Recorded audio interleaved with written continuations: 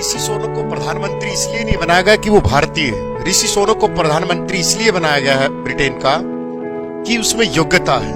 योग्यता का मतलब वो 2018 में वहां का वित्त मंत्री रहा, फाइनेंस मिनिस्टर रहा है।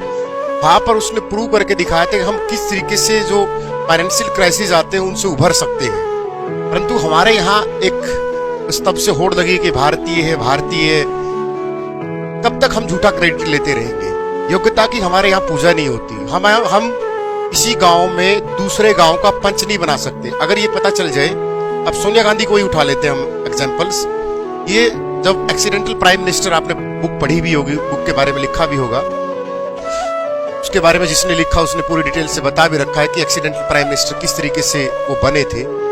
हम किसी भी अच्छे आदमी को हम एक पंच भी नहीं सुन सकते। सरपंच हम एक सरपंच पद मान लेते हैं। कोई दूसरे गांव से आया हुआ आदमी एक गांव में सरपंच नहीं बन सकता, क्योंकि यहाँ की जड़ में खून की आरबीसी, डब्ल्यूबीसी, प्लेटर सभी में, प्लाज्मा में जातिवाद। फिर जातिवाद के धर्मवाद है, धर्मवाद के बाद क्या है? परिवारवाद है, परिवार के बाद फिर संकीर्ण मानसिकता खुद की भी है कि मैं किस तरीके से। ऋषि सुनक को वहां पर इसलिए प्रधानमंत्री बनाया क्योंकि योग्यता की पूजा होती है। एक योग्य आदमी जो देश को, क्योंकि अभी ब्रिटेन पूरे फाइनेंशियल क्राइसिस से गुजर रहा है और इसलिए उन्होंने एक ऐसे आदमी को चुना जो इन चीजों से ब्रिटेन को निकाल सकता हो। और हम एक झूठा क्रेडिट ले रहे कि भारतीय वंश का, हिंदू मूल का, फिर क्या हो जाएगा? कुछ नहीं।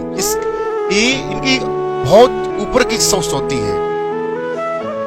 दे आर ब्रॉड माइंडेड अप्रोच। ये छोटी संकीर्ण मानसिकता से जीने वाले लोग नहीं है, इसीलिए इतने सालों तक दूसरे देशों पर राज करके गए और योग्यता की पूजा करते हैं कि योग्य आदमी ही आगे जाए। वो चाहे कनाडा हो, चाहे विकसित देश कोई भी हो, योग्यता की पूजा होती है। और हमारे यहाँ क्या होता है? उल्टा होता है इसका। हम एक सरपंच ढंग का नहीं चुन सकते, प्रधान। आप देख लो तो झूठे वो चीजें मत लो, ठीक है ना। और प्रधानमंत्री के की सारी चीजें आपको पता ही होगा, है ना।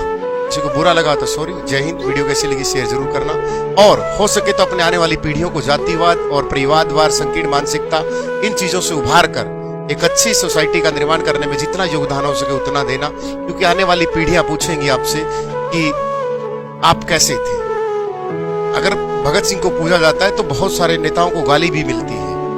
क्यों मिलती है? क्योंकि उन्होंने देश के लिए, अपने लिए किया सिर्फ। और जो अपने लिए जीते हैं उनको कोई याद नहीं रखता। जो दूसरों के लिए जीते हैं, चाहे भला ही अब्दुल कलाम हो, चाहे भगत सिंह हो, सदियों तक याद किया जाएगा। चाहे आपका दादा हो, चाहे मेरा दादा हो, चाहे परदादा हो, किसी का भी दादा हो, सिर्फ 2-3 पीढ़ी ही याद रखे जाते हैं। अगर आपके दादा ने किसी देश के लिए सहयोग किया होगा, अपने गांव के लिए किया होगा, तो आपके गांव के बाहर एक नेम प्लेट भी लगी होगी, फलाने व्यक्ति ने इस कुएं का निर्माण करवाया था, इसने यहाँ पर हौज बनवाई थी, इसने ये किया था, इसने स्कूल में राशि दी। जो समाज को देता है हमेशा समाज उसी को याद करता है। तो आपको तय करना है कि आप क्या करें।